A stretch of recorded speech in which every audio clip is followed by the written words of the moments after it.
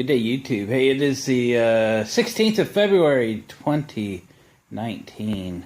And we are back working on the 1970 John Deere 140H3. And last video, we got it running. Put the head gasket in, and this thing runs fantastic. It's about 8 o'clock in the morning right now. We'll give you just a very brief, in case you didn't see it. If you didn't see the video, go back and see it. Choke it. Start it.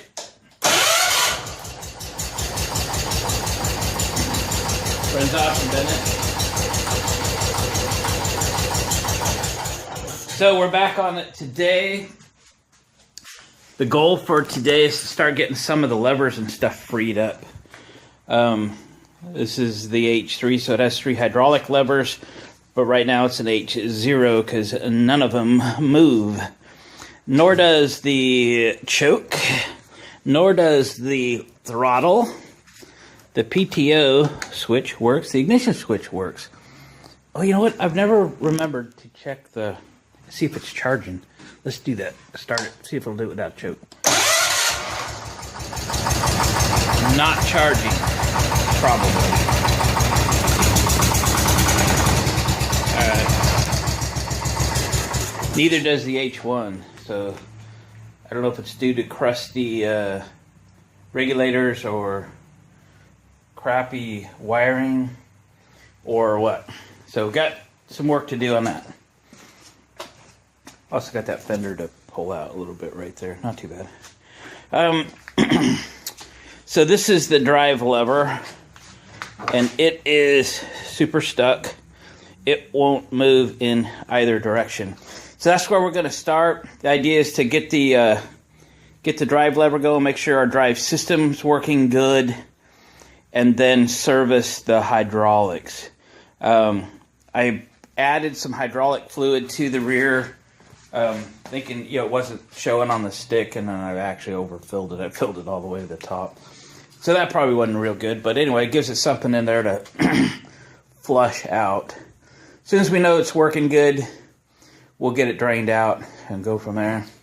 You might notice that I put that wheel on backwards purposely. When I bought it in this barn it was in, there was a bunch of wood stacked up under it, keeping it off the ground. There was no wheels and tires on the rear, and I had to put it on that way because the wood was in the way. So don't think I was just like off my meds or something that day. No, it was good. We had to put it on that way, and it's still there that way. I'm still trying to figure out what's going where. I think, because I bought these 3 tractors, I bought the 2 140s and the 210. Starting to think about putting these tires. These are new tires that I've had for my Gilson tractor, same wheels. I'm thinking of putting these on the 210 and then buying ag tires for this one and for the H1. The idea is this one's going to have a plow, so I want the biggest tire I can get. For that, I might have to buy a couple of wider wheels. I'm hunting for some 10.5-inch wide wheels to buy 26 by 12 wide by 12 rim tires, ag tires for this one. Then the other one's probably going to get 24 850 12s on the stock 7.5-inch wide 12-inch wheels. That's kind of what we're thinking. So last week ordered a bunch of parts. You want to see what we got?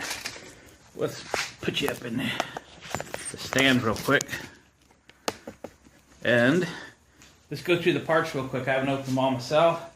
So got a filter for the hydraulics. That's a John Deere filter. I got frustrated going to the auto parts store and spending a fortune on fuel line. So I actually bought 25 feet of 1/4-inch gas line online, and because I got it for almost half the price of going to the auto parts store. Same thing with spark plugs. So I had used up my last spark plug for the 140s, so I went online and I think I bought 6 of them.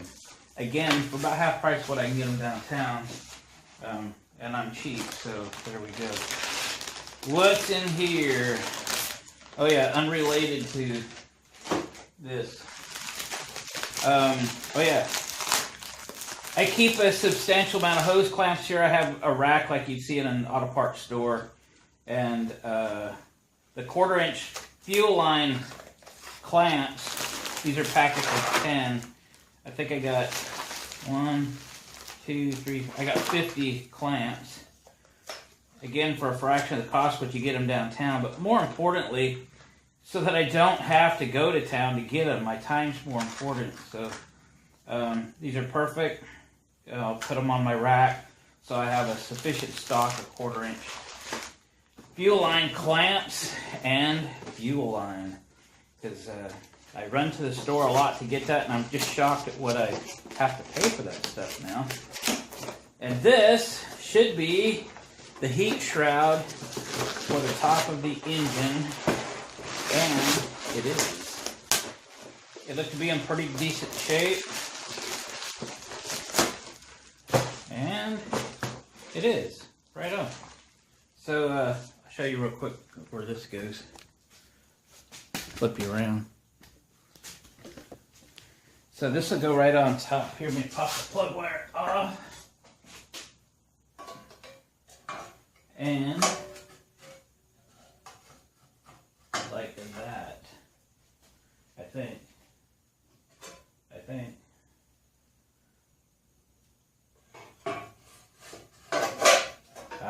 Better. Something in this effect. Yeah. Okay. The heat shield. Seems like there should be something here. I'll have to look on the other tractor. Well, hell, let's go do that. It seems like there was more to it than that. Maybe I'm still looking for more pieces. So let's go look at the other one. Kick the other's lights on. Bang. But you love having great lights. I do.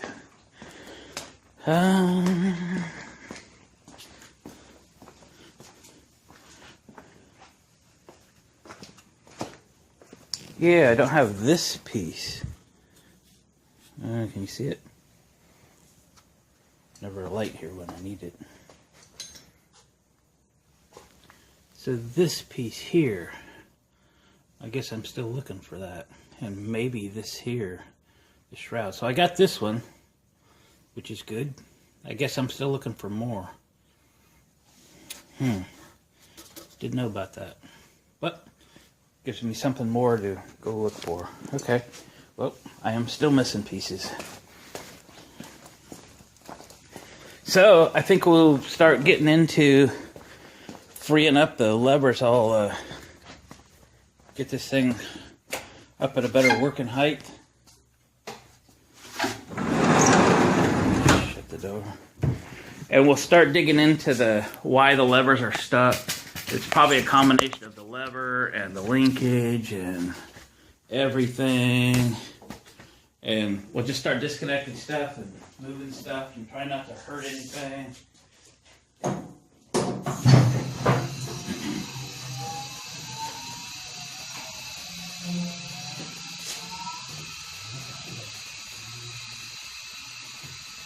Up periscope.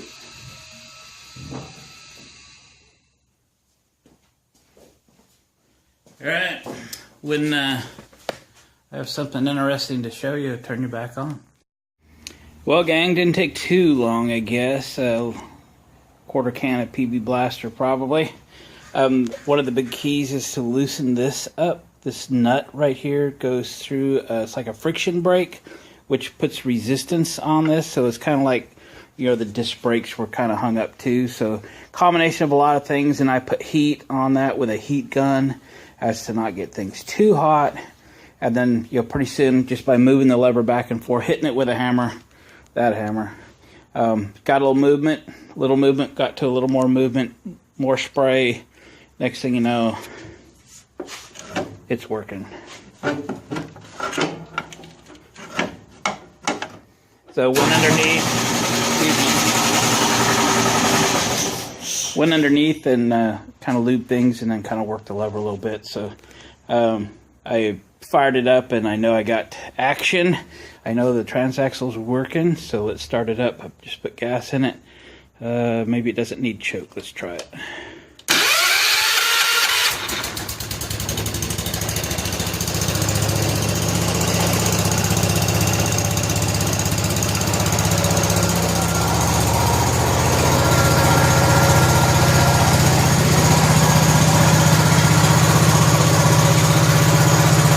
So we'll run that for a while and get the juices flowing in the transaxle. Then we'll drain the oil, pull the filter. If it's real dirty, we'll flush it once. If it's not, we'll just change it.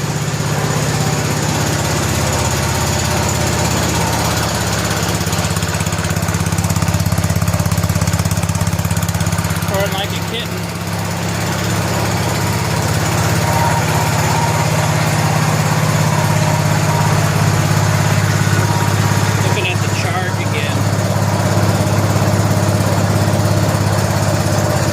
Maybe it is charging. Maybe I should get the meter out. I'm gonna run out of gas because I forgot to refill. Yeah, only running what's in the fuel bowl. I had to get the tank rigged up. Is what I ought to do. Yep. Okay, that's cool. I got this thing running, so I am gonna run this thing for a while and get the juices flowing, get all the fluid kind of warmed up a little bit, get the dirt settled out to the bottom so we can change the transaxle. And that's the two important things. We got it to run, we got it to drive, and then we'll go to work on freeing up the rest of this stuff. Maybe choke and throttle, stuff like that. Okay, gang, checking back with you shortly. Well, we're draining out the hydraulic fluid. Get a light in there. Yeah, it actually looks really good. I suspect because half what I put in there was new. Looks like it's getting a little milky there in the middle. Well, we'll kind of watch it. No, it's just by light, I think. It's fairly clear. But we'll keep our eyes on it as it gets all drained out. We'll give it significant time. We'll get that filter off of there. Where's the filter at? There it is. It's a John Deere filter. That's good. Look how cruddy that is. Wow. I might get in to scrape a little out of that. And we'll put some fresh hydraulic fluid in there, new filter, and the drive will be good to go. So we are making progress on the 140 today. Oh, it's nice to get the engine running great and the drive's working like it should. And then we'll start digging into the rest of the things that don't work, the things that are important for making it drive will be important. So we'll get the cables off of it, get those freed up. We'll clean up that air cleaner, put a filter on it. Might get the fuel tank mounted and things. I know the engine's kind of messy, but you know, I'm not gonna like pull it out and paint it or anything. You're kind of in the dark there, aren't you? But I am missing a cover for the points, so I'll have to go buy one of those. People want like 20 bucks for them things online. Oh, while I was running the engine, I hit the PTO switch, and after a moment's hesitation, the front PTO kicked right in. Runs nice and smooth. So we're just winning today. We're just, everything we're hitting is going over the fence, so that's cool. I did pull that battery tray out so I could get two things underneath it. Sure, I'll need it out again to get the 3 hydraulic levers functioning, so I just stuck some bolts in there without even nuts on them just to support the tray, so I can put the battery back in, make it run again. So it's all good. I think the hydraulic fluid's looking pretty good, pretty clear. That's a good thing. The other one was not as fortunate, but luckily it works good. Okay, gang, I'll start ripping and tearing some cables out of here in a little bit. Start making this thing a little more functional. Alright, gang, we got the transmission serviced. Actually, just a little short of hydraulic fluid, actually, for both this H3 and for the H1. So I got to go get some more today anyway. I just want to get another 5-gallon bucket, and if these I could run these things a little bit when they actually get to being users, and just run them for a little while and then change them again.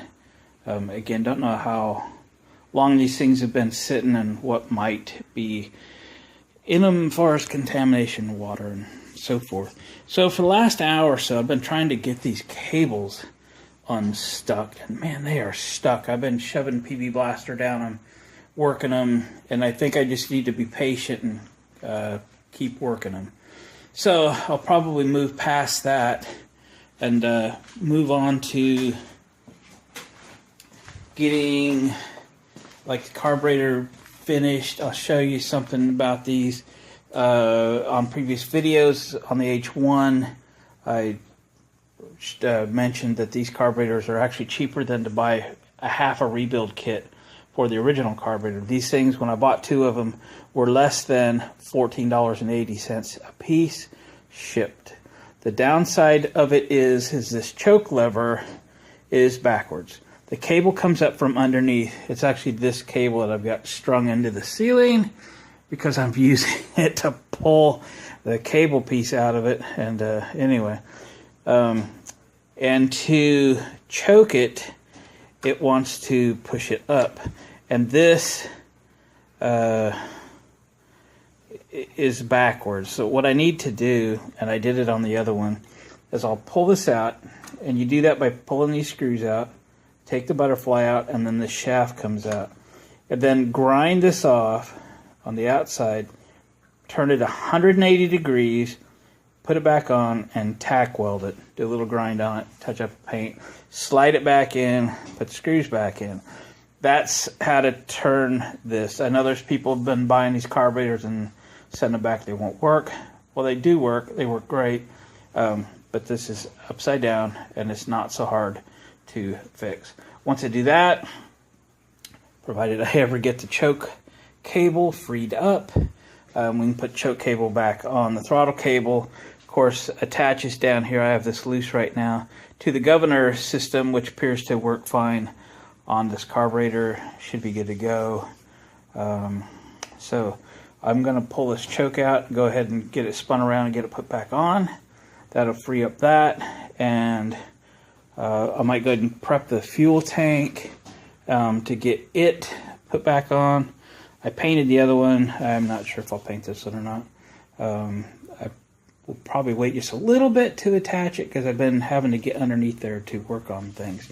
But I could get it set on there and get the fuel line run over there so I don't have to keep putting fuel in there one fuel bowl's worth at a time. And after that, maybe I'll work on the doggone cables again. They're not cooperating. You can see I've got vice grips on the end of that one. I've been pulling on them. I got this one tied to wires, trying to pull on it, trying not to break them, but beating on the levers up and down, trying to get them to do something. And they're actually tried to pull this one out, and that's got a Phillips head screw on it. That's a bummer. I can't seem to hold it. I can't turn it without it just slipping. So this is being a pain, but we'll get there. Eventually, we'll get there. Okay, gang, I'll check back with you when I have something more interesting to show you. All right, we got the screws out, and what we have to do now is pull the shaft out of here. You might ask yourself, why don't you just take the shaft out of the other carburetor? I'll show you how come that, in my opinion, isn't possible. So there's the old carburetor, and the lever's pointed the right direction and everything. Those 2 screws that are in that choke plate, as far as I'm concerned, are not removable. I've tried, everybody's tried to get those screws out without breaking them, and for whatever reason, they must put some fantastic Loctite on them. I have worked with them for 10 minutes a screw and broke them every time. So if you can get them out, more power to you. You could probably use that shaft. I can't get them out. Nobody I've ever seen has been able to get them out. So we're stuck with this one. All you gotta do is, again, is grind that weld off this end. Turn the little bracket thing, this thing, 180 degrees. It's designed to go on this way or 180 degrees and then just re-weld it. It'll only go on this way or 180 degrees from this way, like that. You can't get it wrong. Okay? This way or 180 degrees that way. That's the way it's going to be. And we'll just go over here to the bench. We'll grind this off real quick, weld it back on, and put her back on. It won't take very long. Check with you in a minute. All right. We got her ground off, we think. Wiggle, wiggle, wiggle.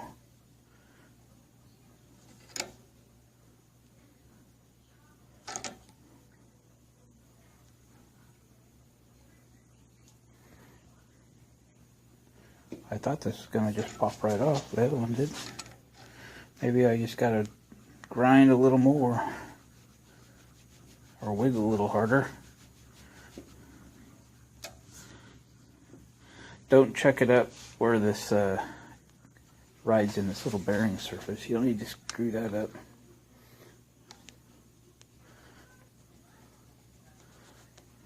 There we go. You can see what I mean about it. It'll go this way, or it'll go 180 degrees this way. But I'm gonna need two hands, so I'll put this back together. Weld. Ain't gonna take much. Not even going to bother a helmet. Just gonna tag it into place.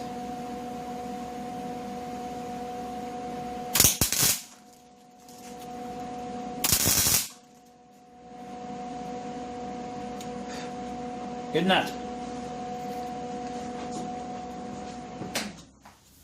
Shut off the welder.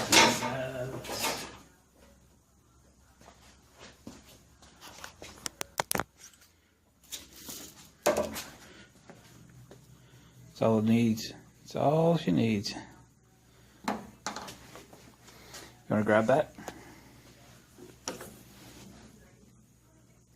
That side.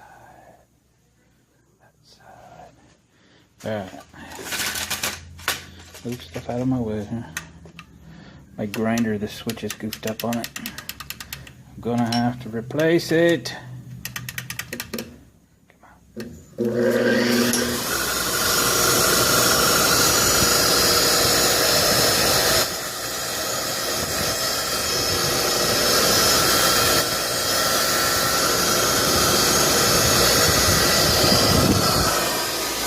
Alrighty then.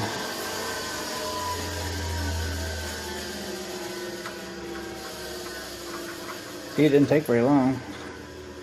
And now it's going the other way. Fantastic. Okay, I'll bolt the butterflies back on. That's pretty easy. Well, gang, we fast forwarded to Sunday. Been fooling around with this thing all morning. Got the gas tank just set in place, but the fuel line routed. Resist the opportunity to put a fuel filter in there and go with a fuel strainer, because when you only have gravity-fed system, there's just not enough pressure to push through the filter. But anyway, we got a gas line run. Got the air out of it, and it still runs and everything. Got the hydraulic fluid topped off. I find it a bit of a challenge just because it's it holds air, and it's hard to get when it gets fuller. It's hard to get all the fluid in it. So anyway, I fiddled around with that. I had to pick up 5 gallons more hydraulic fluid. Picked it up last night, so I had it this morning. Anyway, but that's all good to go. So I started off gonna put these uprights on for the grill support. Let me go to the other side so I'm not against the natural daylight through the windows. And I know I'd had these, but I know I didn't have the hinge pieces. And this all fits good and everything. I had to go to the farm store and get some bolts, and I decided to restock my bolt bin while I was at it. So just been doing some Sunday morning fiddling around. And then I went out. I knew I'd got new uprights from another collector, and it had the hinge thing on. I was just going to pull the hinges off and put them on here, thinking this was still original paint and all that so forth. Then I realized these aren't the same. These have these brackets out here in front. They do have the notch for the pipe and everything. and I think the items that hold the grill inside aren't there. So what I need to do now is take those off, put these on. I think this component inside and this component up here hold the grill in. So I don't know what those are for. I got them with the tractor, but that doesn't necessarily mean they came with the tractor. I was just going to use them because the color was the same, the patina was the same. But now I've got these to do. So, and the guy I got these from was restoring a patio, 140 patio. And he just found a better set, so he'd already sandblasted these for the most part. You can see they were white patio color, but I don't give a rip. So I'm sure glad I got this whole assembly, because I thought I had these and I only needed this. Turns out I needed the whole thing, and I got the whole thing. So now I get to pull these back off, and shoot, I should finish cleaning these up, put a little paint on them, and or at least prime them or something. Nah, I should put some paint on them, I suppose. So that's kind of next. So just been fiddling. I'll turn you back on when I get some more stuff done. I did get a grill. I did get an upper grill for this when I was out parts shopping, and so I do have those hard to come by parts.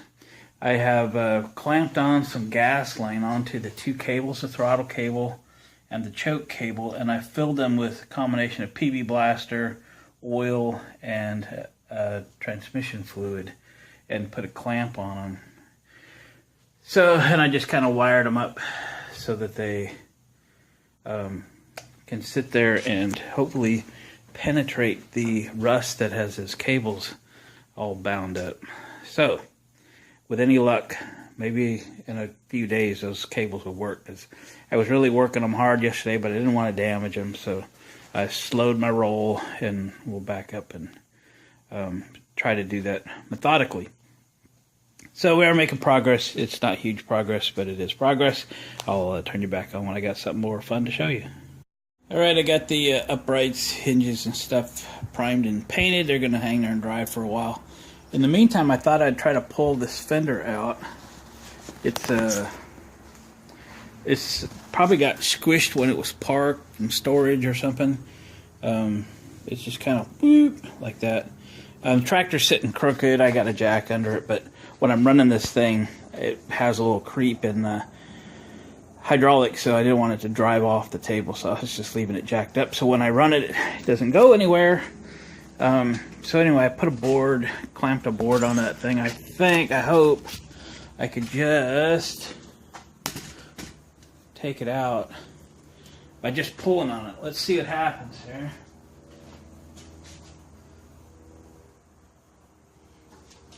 I need to beat it right there.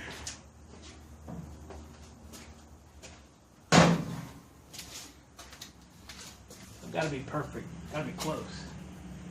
Why is this so floppy? Oh, there's no bolt in the mount. That's interesting. Well, actually, there's a bolt there, but it's broke. Or the mount's broke or something. Hang on a second.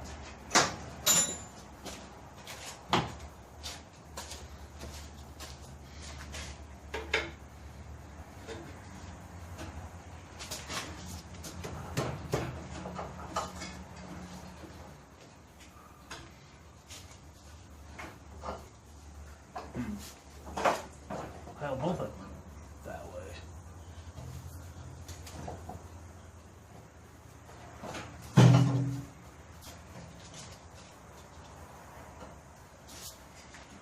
I see. Those are rubber mounts and they're busted.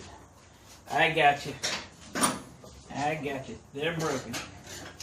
Let's get this down.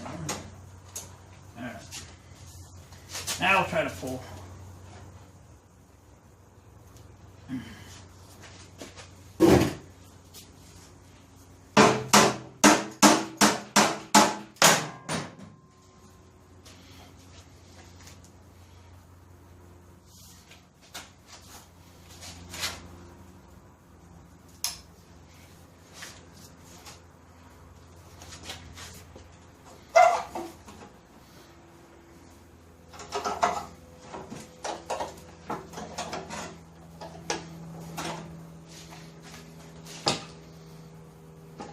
actually doesn't look too bad.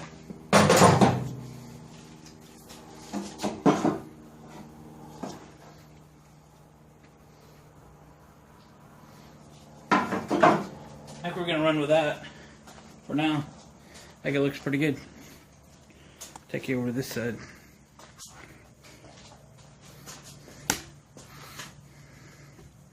Kind of sight down that. Yeah, looks pretty good. We'll go with that. Okay, moving on. Well, we made a little progress on the front. Pulled these wrong upper pillars off, A pillar, whatever you want to call them on a tractor, and painted the replacements. Painted up the grill that I had picked up. It's pretty good. It's not perfect, but it's pretty good. It's good enough.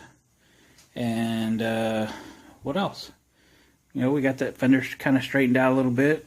The drive's all working. Again, I still have it jacked up. It's kind of crooked. Discovered the broken body mounts in the rear.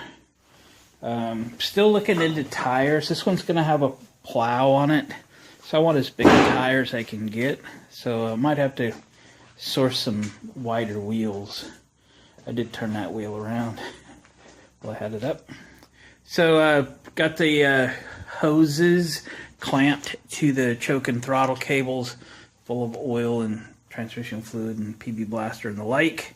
Hoping that through the week, maybe by next weekend, that stuff has penetrated and I can get those cables freed up. That'd be good. Did put the air cleaner on. Cables still have to go on, but I just put it together. I have the all the governor stuff kind of disconnected. But anyway, once I get the cables freed up, the stuff that'll go back together. We didn't get it charging, so we'll always suspect the regulator. The H1 doesn't charge either, so I don't really have one to test. So I'll dig into that and I guess kind of go from there. So that's been progress on the 1970 John Deere 140H1 for the week. We'll post this video up. Appreciate you guys hanging out with me in the shop. I'm kind of moved on to a hood, so it'd be kind of a fiberglass repair. I'll do a separate video on that if you're interested. Other than that, gang, we'll catch you on the next video.